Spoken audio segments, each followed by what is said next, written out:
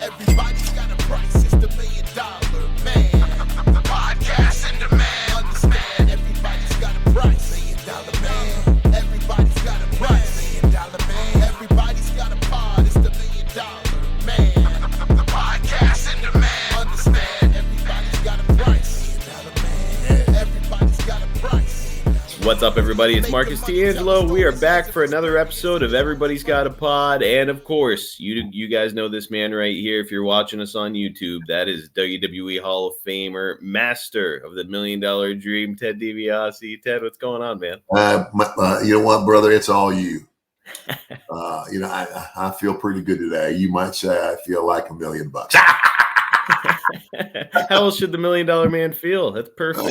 Yeah. So, especially on a day like today when we're doing something that you and I both really enjoy doing here on the show, and that's taking questions from the listeners. Today, it's our 12th edition of Ask Ted Anything. And, buddy, our listeners just brought the great questions just like they always do, and I cannot wait to get into them. But I do want to remind everybody to please keep your questions rolling in by posting them to Ted's social media, the show's social media, or a lot of folks like to send me private messages on Twitter with questions, requests, and remarks and stuff like that. You can do that right now at Marcus P. D'Angelo on X or Twitter or whatever you want to call it. As always, we will continue to build these questions up, roll them over from episode to episode whenever we miss them. So if we miss yours this time, tune in next time and we might answer it. So, hey, while I'm giving reminders, though, I do want to give one out right now to go over to YouTube and get subscribed today at youtube.com/@everybody'sgotapod. We've got a ton of great clips over there. We've got full episodes and YouTube exclusive clips from this show that you can only get on our channel. So if you want the full story from Ted here, that's some valuable stories and information here from the $1 million man. You're not getting the full story unless you get subscribed over on YouTube. Also, exclusively on YouTube, we've got Jim Duggan, and we're doing a bi-monthly podcast called The Hacksaw Hour. And as Ted and I are recording this, Jim and I are set to do a new episode tomorrow where Jim is going to be taking listener questions. So seriously, you're missing out if you're not part of our channel. Get subscribed right now, support our show, and enjoy some great content while you're at it. It's youtube.com/@everybody'sgotapod. All right, with that, let's go ahead and jump into these fan questions. We got a bunch of them, and I will do my best to hit as many as we can today. King Kelly is up first, and they ask, who was the best referee and who is the worst? So, Ted, we'll start with the best. Who is the best referee? oh my gosh, that's something that I really paid attention to. But I would say, the Hebner brothers. I mean, I never knew Dave Hebner had a twin brother until he came running out to the ring in that thing that I was doing. Like, are you kidding me? But no, the Hebners are both really good referees. And, here's a good referee or a great referee is a guy who needs to look like he's very busy, that he's trying to get it all. You keep moving around the ring, and it's like you always got to be at the right place at the wrong time.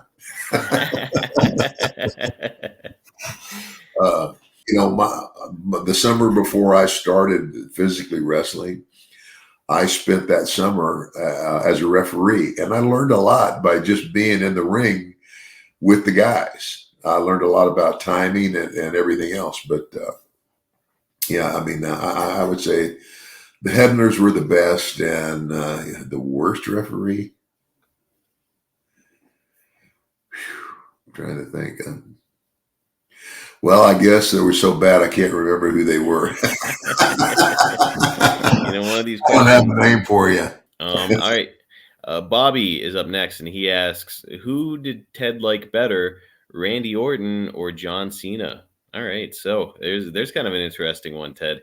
More skilled or more, personality? Who do you think's got it more, essentially, overall?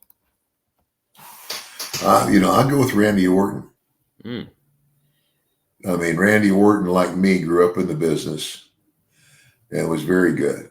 He was very good in the ring, and he was very good on the mic. The difference between and Cena and a lot of other guys. I kind of wonder now because there's a lot of, I would say a lot, but there are several wrestlers that have jumped out of wrestling and landed with their feet on the ground in motion pictures. Yep. Yeah, I mean, obviously the biggest one being The Rock. But you know, I know John has done some movies too. Um, you know, and John Cena's got charisma. I think I liked him. You know, I liked him on the mic. You know, I mean, he was good on the mic. His expression and everything. You know, that's a good question.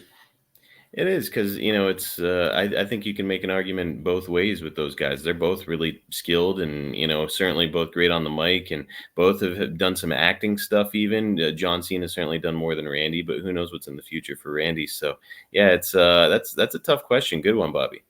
But yeah, I mean, I would say overall, I mean, just where wrestling is concerned, I would probably go with Randy Orton. But now with John having made it in the motion picture industry as well, I mean, you know, good for him. But I mean, I would say if I were just judging on wrestling, I would give the edge to Randy Orton. I've heard a lot of guys from your generation of wrestlers say that Randy Orton is a guy that you could put him in a time machine and put him in wrestling in the 60s, 70s, 80s. Doesn't matter. He's going to fit in. Yeah. Next up, we've got Will Davison, who asks, what were your experiences like around Mr. Wrestling 2?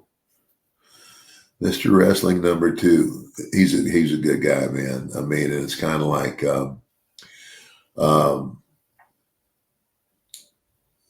and he was really good about maintaining the image. You know, it's kind of like, I can't, you know, I can remember the first time that I saw him take the hood off, mm-hmm. and I was shocked. Why?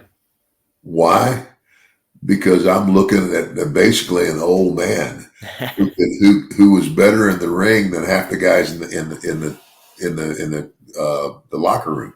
Wow. He was so good. And yeah, it's amazing that I don't know, he was a ring general for sure. He was really, really good. You know, I would pick him over all of them.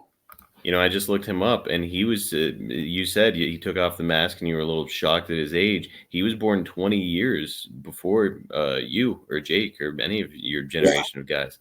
So it's like, man, he was an older guy, and I guess it showed. He had the savvy experience.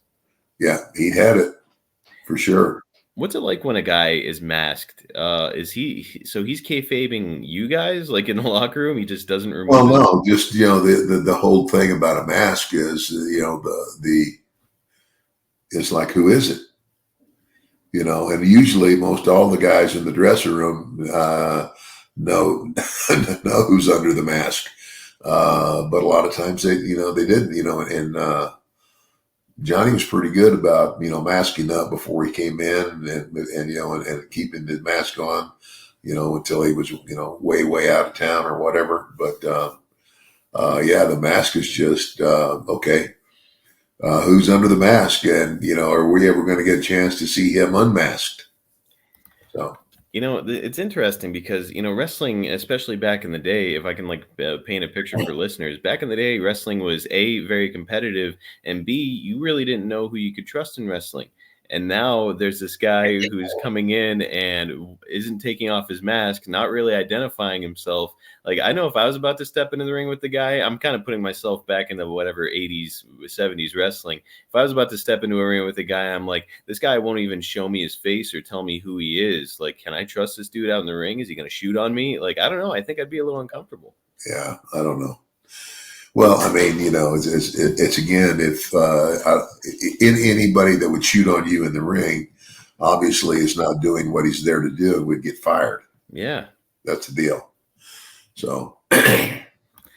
Strange business, isn't it? And stuff like that doesn't happen in any other form of entertainment. No. All right, Eddie F is up next. What's the weirdest piece of merchandise Ted ever got? So back in the day, WWF was making stuff of like shampoo bottles and toothbrushes and all kinds of stuff for folks. But you were a heel, so I don't know if you got that much merch. You know, I don't. I can't remember anything.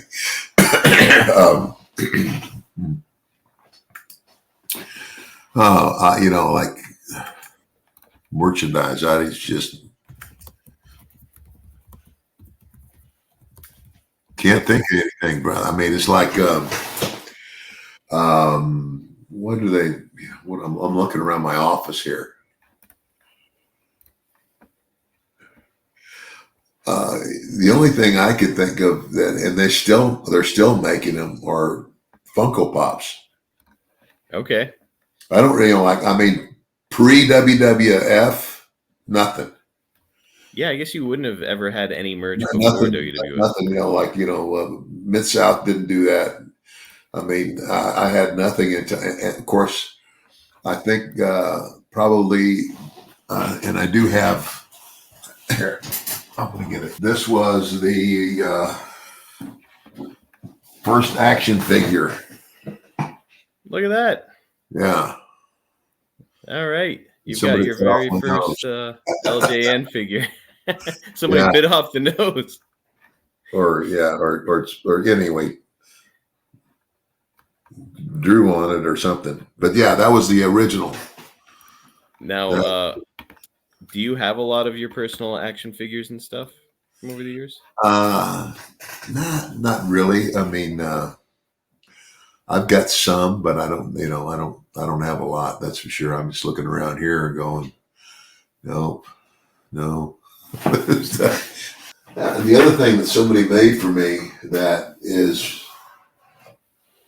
a prized possession, and this sucker is the real deal, buddy. It's an exact replica. Look at that. Of the North American Heavyweight Championship belt. Yeah. Which is the belt that I defended and was part of Mid-South Wrestling. That's amazing, dude. Wow. Yeah. Unbelievable. I'll tell you what, you got to start bringing that to photo ops and stuff. I bet a lot of people would like to get your picture with that. More people would rather get a picture with the $1 million belt. I'm sure. Yeah. All right, here we go. Here's what I'm proposing as your new piece of merch. It's the Ted DiBiase squirt head. Looks like you're missing a front tooth, but that's where the water squirts out. Oh my gosh. Yeah. I remember that now. So that gets my vote. Probably your weirdest piece of merch. Next up, we've got Ryan Green, who asks, what can you tell us about working with David Von Erich? He was earmarked to be the NWA champion before tragically he would pass away. I think I worked with David one time, and I want to say it was in Tulsa. It was in Oklahoma, I think, and yeah, he was the best in terms of his ring ability.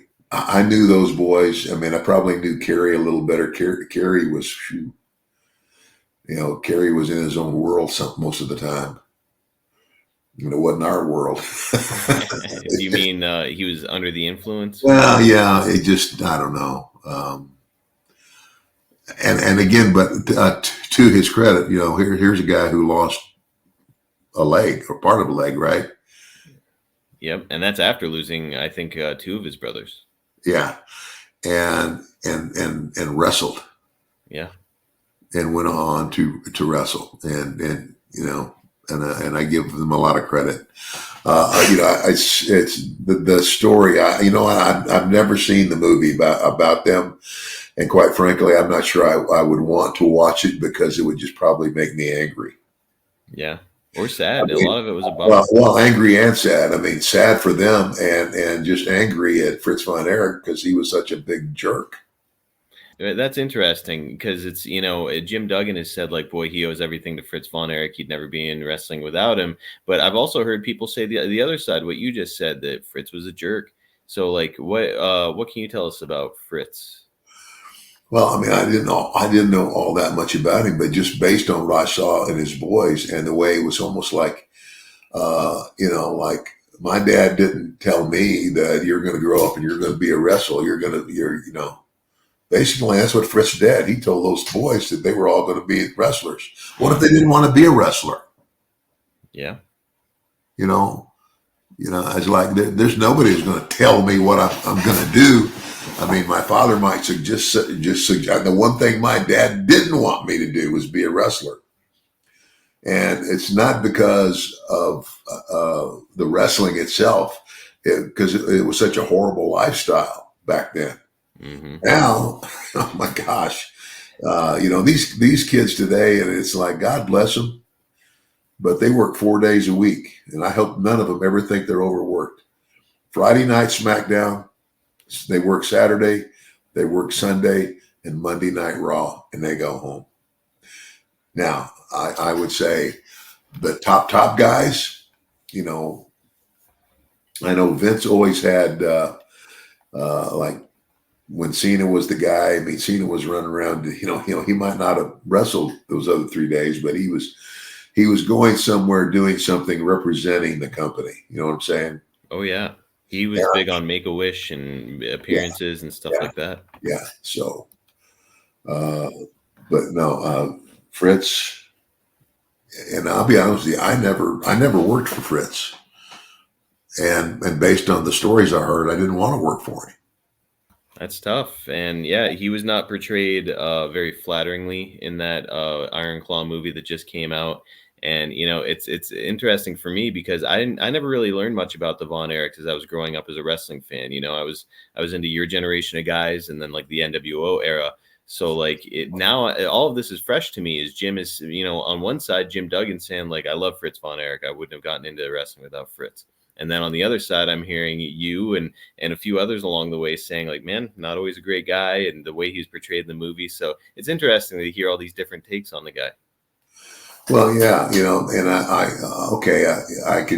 get it that maybe, Jim is grateful because that's where I guess he got his break to get into the wrestling business, was through Fritz.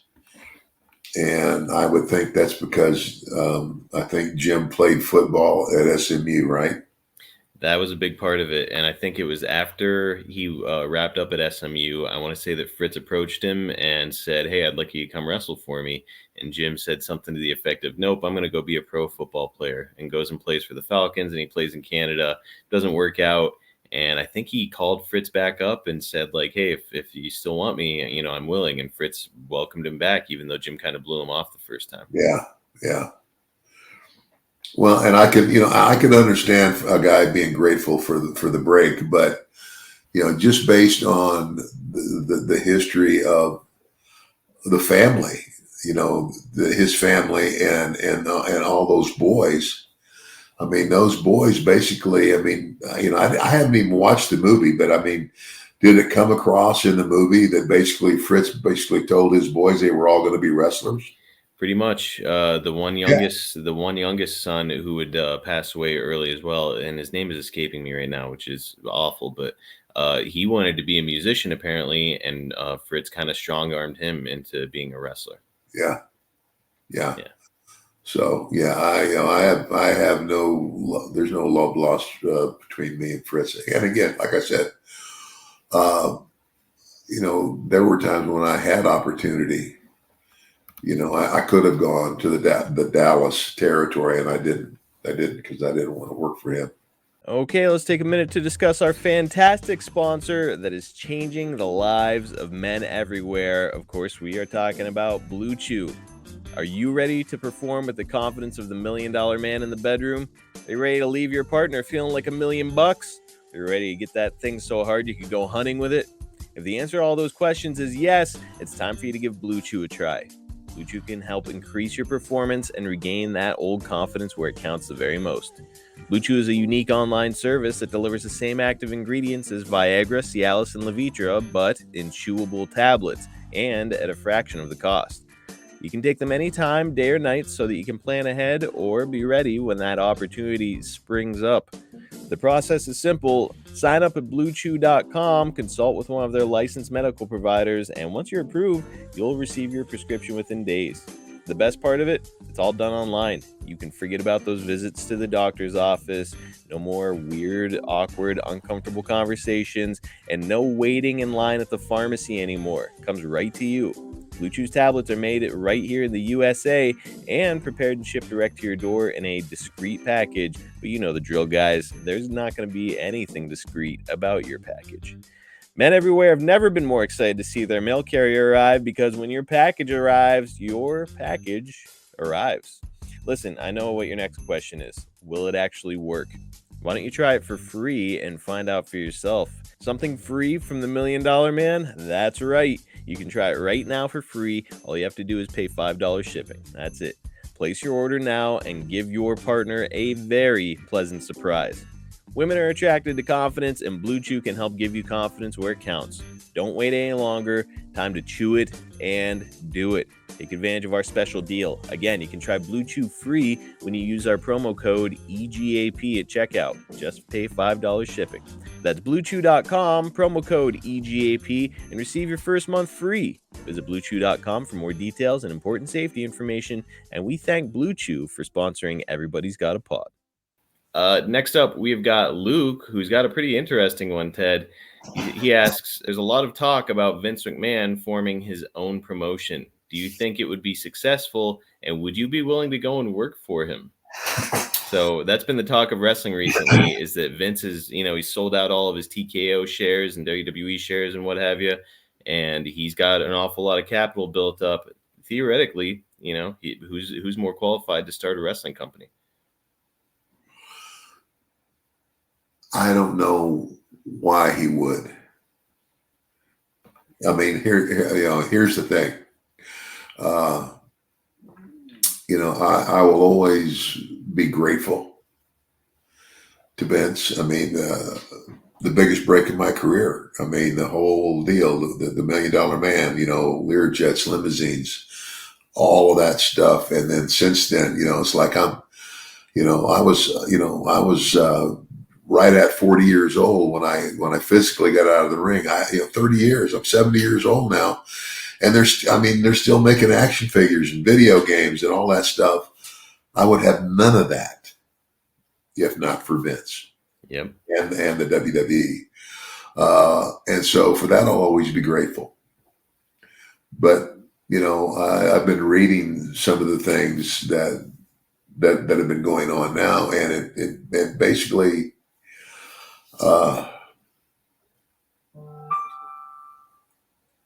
it hurts, it's like,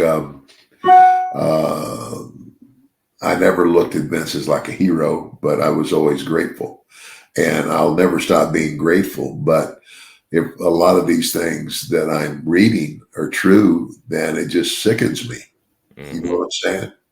Awful. Yeah. Just awful stuff. And, and again, 70 years old, going to start a new, I'm 70, that makes him 80. And he's going to start a new company. No, I'm not interested. You wouldn't be. So if he were to wind up doing it and he said, Ted, I'd love to have you as part of the team here. No interest. No. Hard to blame you. Especially. Not just because of what Vince is going through now, but if Vince weren't going through any of that and he sold his company and was going to start a new one, I'm 70 years old. Mm-hmm. You know what? I don't want to be. It's kind of like wrestling is. It's like it is your life. If you're in it, it's your life. Yes. And it's kind of like God bless my wife for sticking it out, sticking with me along the way, giving me a second chance when I had blown it and I had been unfaithful. I wrote a book about it. It's what really brought me to a genuine relationship with Christ. But my wife's willingness to stick it out because I was gone so much, then to forgive me and then believe in me to know that I was now a different man. And of course, you could see that all the time. But no, I mean, it was like I loved wrestling. I'm grateful, but I'm done. I'm done. And I have no desire to get back in the mix like that. At any level. And life is good for you right now. You get to still go out and have those interactions with fans on weekends whenever you go to a booking or a signing or whatever. Yeah. And so you still get to scratch that itch, but you're home, whatever, 6 days a week, man. Yeah. It's Yeah. That's hard to beat. Yeah. Do you think that Vince is ultimately going to be erased from WWE history? Kind of like Chris Benoit was.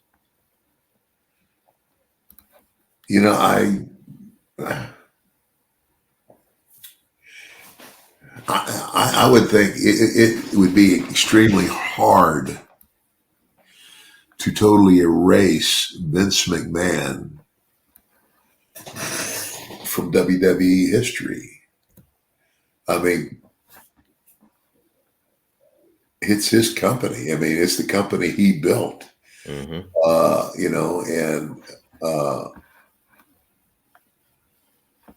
How do you totally erase that? I mean, I know that Paul's in charge now, Triple H, and I think that's good. I think that's a good thing because Paul's a sharp guy, and he's got some fresh ideas. That I'm not so sure, that Vince would have gone that way or not. It's just kind of like the difference is Paul has been a wrestler. Okay. Triple H, he's been a wrestler. He's been in the ring. He's lived that part of Vince was never a wrestler.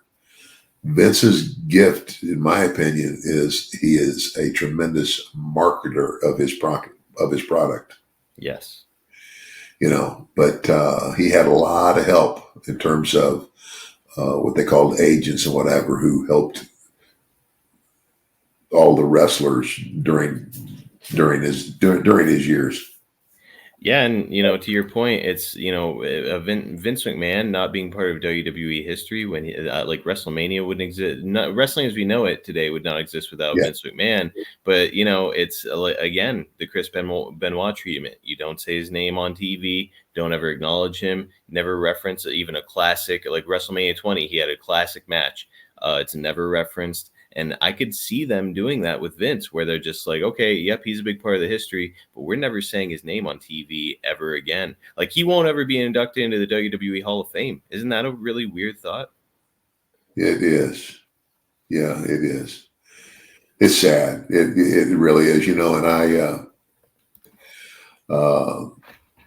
I think that when you say, I think that the business has been left in capable hands in terms of, Triple H, there to run things. I mean, he was doing a dang good job down in Orlando at the training facility and to move him on up and to take the helm of the ship. I think it's a good choice. What saddens me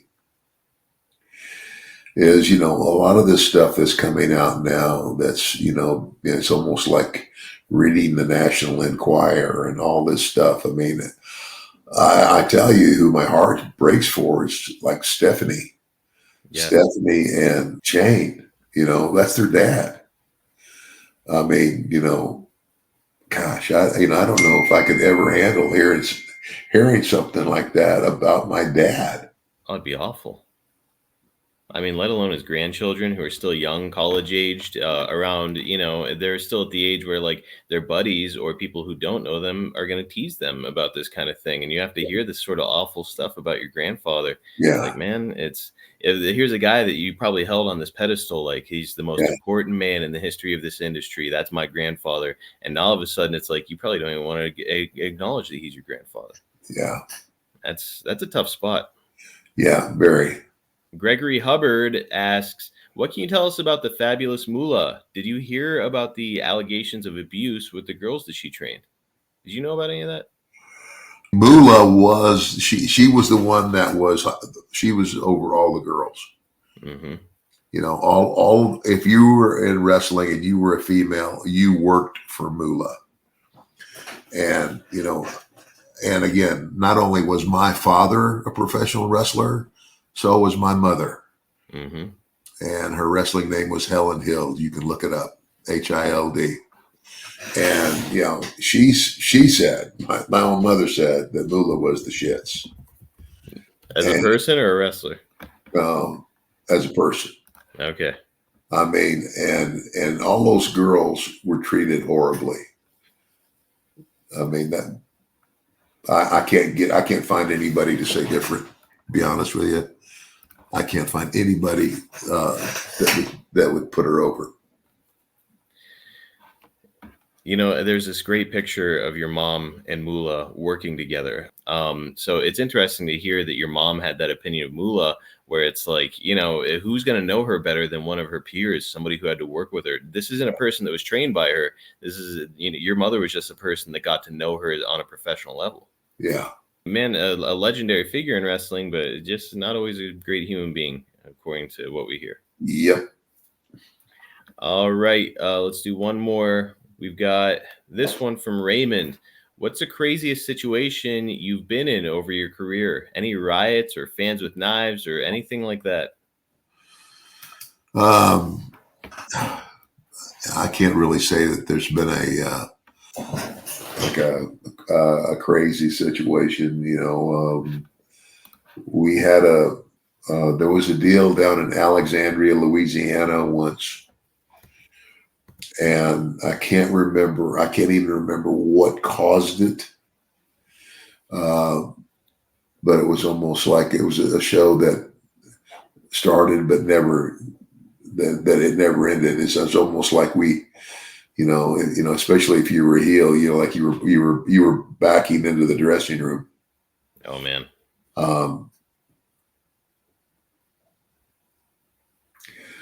Gosh, I wish I could remember what that was all about. But I have to imagine that you, as like a really strong heel, and not to mention a guy that, you know, you turned on JYD in such a nasty fashion back in '82, I believe it was.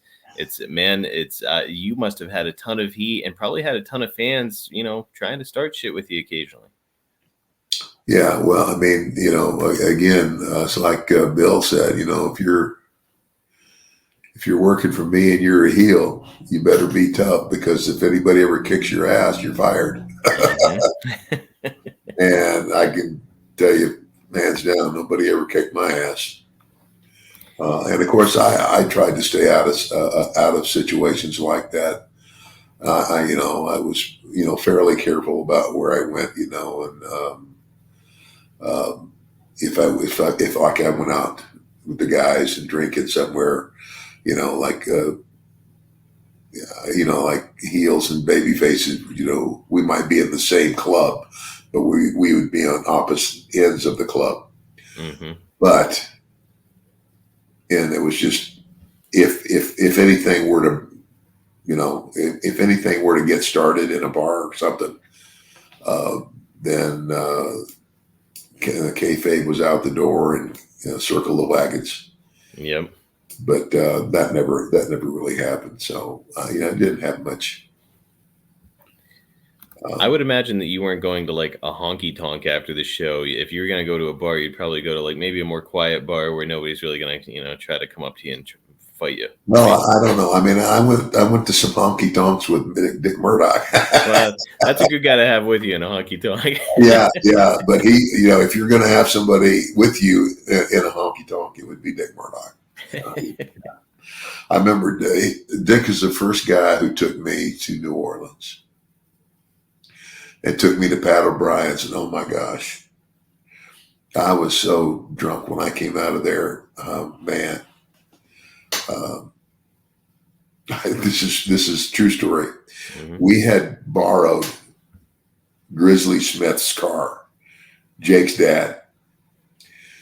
And Grizz rode back to Baton Rouge with somebody else because he had given his car to Dick so Dick could take me to Bourbon Street because I had never been there before. All right. When Murdoch heard that, he said, "You've never been to Bourbon Street?" It was almost like his eyes lit up. And so he takes me down there, and we start. I'm like one beer, two beers, and walk all the way down Bourbon Street. One of the most famous places down there is Pat O'Brien's, and so we go into Pat O'Brien's, and oh my gosh, they just keep coming. And I just finally, I looked at Dick and I said, "Look," I said, "if you don't get me out here in the next few minutes, you're going to have to carry me out." He says, "Rookie, oh gosh, rookie, okay, let's go."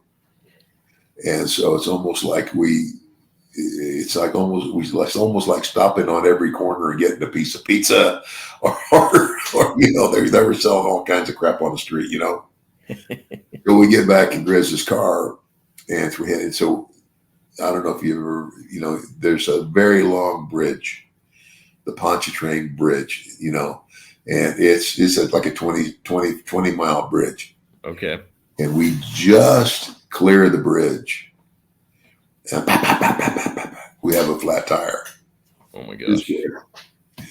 And so we get out and we're looking, and we're looking like for a jack, like the old, an old car jack.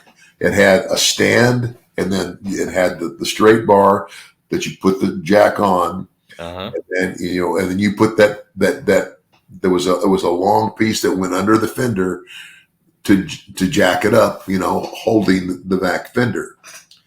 But now we're talking about now the newer cars didn't have that big long scoop. All they had in the fender, there was a slit on each side. You remember? I do. And all that went in there was the little hook. Well, we didn't know that. We're thinking part of the jack is missing. And so Murdoch tries to get that little piece that just goes in the hole under the fender. And it's just barely there. It's like, we're jacking that car up, and so anyway, it falls, and when it does, we jumped out of the way, and all the lug nuts were in the hubcap. The lug nuts are, they now will go out on Interstate 10, and I'm on my hands and knees, drunk on my rear, crawling around on the interstate, basically, and this car pulls up. Dick says, he says, "Get up, kid, somebody's coming." And I said, "Good, we could use some help." And I crawled up. I mean, literally, I'm on my hands and knees, and everything. And I crawl up to these two shiny boots. Oh no! And I look up, and there's a Louisiana state trooper, and in Louisiana they wear those Mountie hats. Uh-huh. And he's got his arms crossed like this. He's looking down at me, and his exact words were, "What the fuck are you doing?" And I said, "Well, officer, I'm looking for my lug nuts." And he said, "Probably both." He says, "Get your dumb ass out of the road." And Murdoch is such a great talker. And so he starts telling the story. He says, "We're wrestlers. We wrestled in New Orleans, and the kid had never been to Bourbon Street, so I took him down there. And obviously, officer, he can't handle his booze. And then, he says, we borrowed this car." He says, "Borrowed?" I said, "No, we didn't steal a car." He says, "This car is owned by blah blah blah." And he tells him the story, and he looks at the papers and everything. And he says, "So anyway, when we had a flat tire, we just came off the thing, and the part of the jack was missing, and so the officer, now he says, "No, part of the jack's not missing." Murdoch didn't know either. He said, "You see this? It goes right here." Jack's right. So we get the tire changed and everything, and so and basically, I think the officer was so amused. He says, "Hey, I'm going to let you go." He should get, you got maybe 15 miles, what? But this, we're coming right just off we were just off the bridge, and he looked at me and he says, "You in the back seat."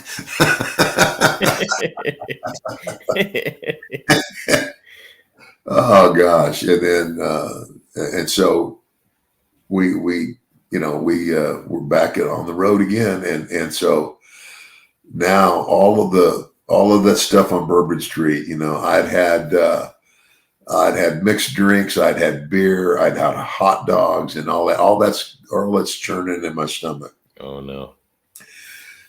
And I said, "Dickie, you better pull this sucker over us. I'm not going to make it. I'm going to throw up." He says, "Well, they'll roll the window down. I'm not stopping." So I roll the window down and I stick my head out and just, I don't know, 3 or 4 or 5 times. I don't know. Now I want you to know this car was yellow. So we get back to the hotel, we get out of the car, and from the door, from the front door, it's a 4-door car, from the front door where the window is open, all the way back to the fender, the side of the car is just covered with puke. Oh no! Oh my gosh, horrible. And he says, "Don't worry about it, kid. We'll get up in the morning and wash off before Grizz gets here." Well, it was one of those nights where there was a monsoon rain, and so when I woke up at 1 o'clock in the morning, in the afternoon, and I looked out the window, the car was clean. I was, oh, wonderful. All right. Then I went back behind the car where we tried to jack it up, and it fell. Mm-hmm. And it looked like somebody had taken a can opener to the bumper. Oh no! Well, and I forgot to tell you, when I looked out the window, Grizzly Smith is standing behind his car with his arms folded.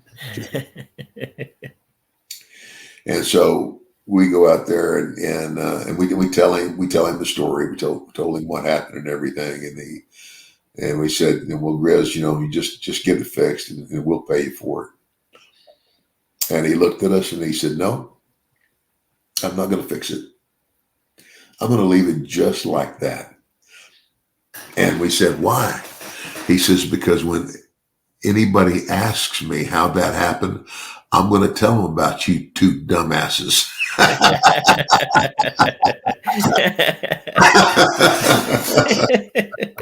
Man, wow. Again, it's like, picture a couple businessmen having that conversation, or is that going, this is one of those things, it's only in wrestling, stuff like that happens. Oh yeah. Just incredible, man. What a great road story, Ted. And what a great way to wrap us up today. That's a perfect way to end the podcast. We're not going to beat it. So we'll be back next week, as always, with a new episode. And in the meantime, I want our listeners to make sure that they follow Ted on all of his social media at MDM Ted DiBiase. Follow the podcast on social at Ted DiBiase Pod on all platforms. And follow me and give me your questions on Twitter at Marcus P. D'Angelo. Man, I love taking these listener questions, Ted. I know you do too.